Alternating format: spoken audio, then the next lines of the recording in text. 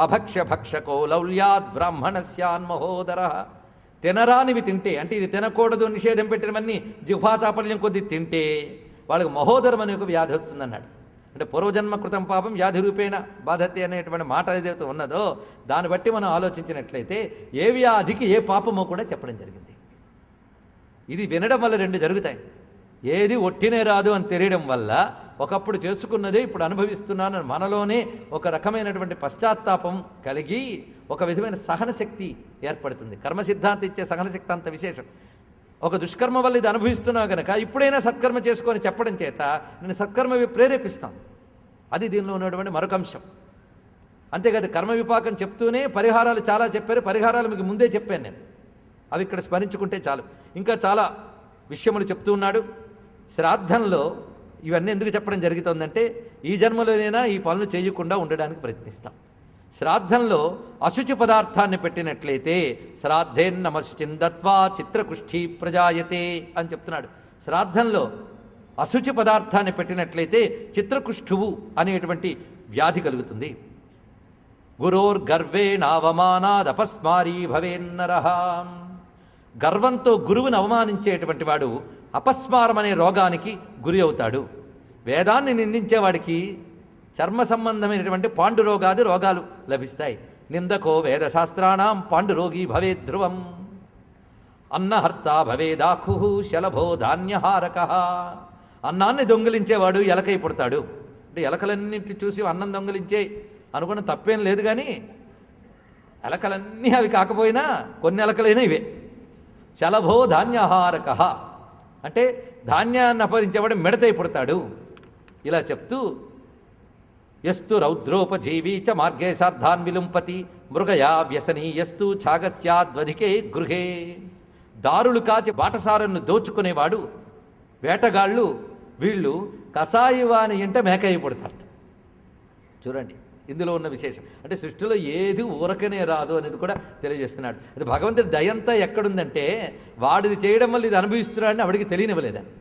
వాడికి తెలియదు, అవతల వాడికి తెలియదు కనుకనే దయ చూపిస్తున్నారు అందరూ. ఒకవేళ తెలిసిందనుకోండి అప్పుడు అది చేశాడు కనుక ఇప్పుడు అనుభవిస్తున్నాడు, ఎవడు జాలి చూపించాడు. అవునా లేదా? కనుక మనందరూ కరుణ ఇంకోటికి లభించేలా చేయడం కోసమే భగవంతుడు తెలియనివ్వట్లేదు. కానీ శాస్త్రముఖములుగా తెలియడం చేత ఇక మీదైనా చేయకుండా ఉంటాం, చేసిన దానికి ప్రాయశ్చిత్తాలైనా చేసుకుంటాం. భగవంతుడు కర్మ ఫలాలు ఇవ్వడంతో పాటు తన కరుణను కూడా ఎలా కలిపి నడిపిస్తున్నాడో జగత్తుని మనం గమనించవలసిన మరొక అంశం ఇది. అంతేకాదు మరొక విశేషం, తనను తాను సంహరించుకునేవాడు అంటే ఆత్మహత్యాదులు చేసేవాడు పొందే భయంకరమైన, వాడికి అసలు మరో జన్మ రావడమే కష్టంట. పైశాచికాదులతోనే చాలా బాధపడతాడు వాడి గతులు కూడా మహా కష్టం. ప్రమాదంలో మరణించేవారు, తనను తాను మరణింపజేసుకునేవారు, వీళ్ళు శ్రాద్ధాదుల ద్వారా కూడా సద్గతులు పొందడం మహా కష్టం అన్నారు. అందుకు ప్రమాదంలో మరణించే వారికి వేరే ప్రత్యేకమైనటువంటి క్రియలు ఉన్నాయి. వాళ్ళకి మామూలు శ్రాద్ధ క్రియలు చాలు. ఇక ఆత్మహత్య చేసుకునే వాడికి మరీ ప్రమాదకరం. అటువంటి వాడికి జన్మలు దొరకడమే కష్టం. ఒకవేళ ఏదో పుణ్య విశేషం చేత నరకాదులు అనుభవించి, అంటే నరకాదులు అనుభవించడం కూడా పుణ్య విశేషం, ఇది గుర్తుపెట్టుకోండి. అక్కడి దాకా వెళ్ళినా ఒక పాపక్షయం అవుతుంది. తర్వాత ఎప్పుడో కల్పాంతకాలం తర్వాతనే జన్మ దొరికితే విషం తిని మరణించిన వాడు, విషం తిని తనంత తాను హత్య చేసుకున్నవాడు తను నల్లతా చేపుడతాడని చెప్తున్నాడు ఇక్కడ. అంతేకాకుండా సర్వభక్షాశ్చ ఏ ద్విజాహ అపరీక్షిత భోక్తారో వ్యాఘ్రాస్యుర్నిర్జనేవనే. ముఖ్యంగా ఉపనయనాది సంస్కారములు పొంది కూడా అభక్ష్య భక్షణాలు తిన్నటువంటి వారు అరణ్యాల్లో పెద్ద పులులు లాంటి జన్మల్ని పొందుతారు. గాయత్రీం న స్మరేజ్యస్తు యోన సంధ్యాముపాసతే అంతర్దుష్టో బహిస్సాధు సభవేద్ బ్రాహ్మణో బకః. గాయత్రిని జపించని వారు, సంధ్యోపాసన చెయ్యని వారు, వీరు తర్వాత కొంగల్లాంటి వ్యర్థమైన పక్షి జన్మలు పొందుతారు అని. మరొక చోట కుక్క జన్మ పొందుతాను కూడా చెప్పారు. ఇలా చెప్పాను, కనిపించిన ప్రతి కుక్క గతంలో సంధ్యావందనం చేయలేదు అనుకోవచ్చు. సరే, అలాంటి కుక్కల్లో కొన్ని అవి కూడా ఉండొచ్చు, కానీ సంధ్యావందనం చేయకపోతే వచ్చే పాపం అంతా ఇంత కదండి. అంటే ముఖ్యంగా ఉపనయన సంస్కారం పొందినవాడు సంధ్య చేసి తీరాలి. మిగిలిన వారు సంధ్యాకాలాల్లో వారికి గురువులు ఇచ్చిన మంత్రము లేదా ఆదిత్య ఉదయం లాంటివి సంధ్యా సమయంలో చదువుకుంటే వారికి అది సంధ్యావందనం. కనుక అందరూ కూడా సంధ్యా సమయంలో భగవదారాధన చేయడం చాలా శ్రేష్టం. అయితే ఇతరులు చెయ్యకపోతే పాపం రాదు, చేస్తే పుణ్యం వస్తుంది. చేస్తే పుణ్యం వస్తుంది, తరిస్తారు. కానీ ఉపనయన సంస్కారమైన వాళ్ళు చేస్తే పుణ్యం మాట నుంచి చెయ్యకపోతే మాత్రం మహాపాపం వస్తుంది. ఇది రెండింటికి చిన్న చిన్న తేడా తెలుసుకోవాల్సింది. అయాజ్య యాజకో విప్రస్స భవేత్ గ్రామశూకర. యజ్ఞం చెయ్యదగని వారుగానే యజ్ఞం చేస్తే వాళ్ళ తర్వాత జన్మలు వరాహాది జన్మలు ఉంటాయి ఇత్యాది విషయములు కూడా చెప్తున్నాడు ఇక్కడ. గురుం హుంకృత్య తుంకృత్య విప్రనిర్జిత్యవాదత అరణ్యే నిర్జలే దేశే జాయతే బ్రహ్మరాక్షస. గురువుల దగ్గర హుంకృత్య తుంకృత్య అన్నాడు ఇక్కడ. అంటే దీని అర్థం ఏంటంటే గురువులతో తర్జన భర్జనలు చేస్తూ తర్క వితర్కాలు ఎవడైతే చేస్తాడో అటువంటి వాడు గతి ఏమిటి అంటే గురువు నువ్వెంతా నేనంతా అంటూ హుంకరిస్తూ అవమానించేవాడు వాడు అరణ్యాదుల్లో బ్రహ్మరాక్షసులై తిరుగుతారు. అంతేకాదు వేదశాస్త్రాలను చెప్పేటువంటి వాళ్ళని పురాణాల్లో ఉన్న విషయాలు చెప్పేవాళ్ళని లౌకిక దృష్టితో చూసి అవమానించే వాళ్ళు విప్ర నిర్జిత్య వాదత తర్క వితర్కాలతో వాళ్ళని అవమానించే వాళ్ళు కూడా ఈ బ్రహ్మరాక్షస స్థితికి వెళతారు సుమా. ఇలాంటి విషయములు ఇక్కడ వివరిస్తూ మిత్రదుగ్గిరి గృద్ధస్యాదులూక క్రమవంచనాత్.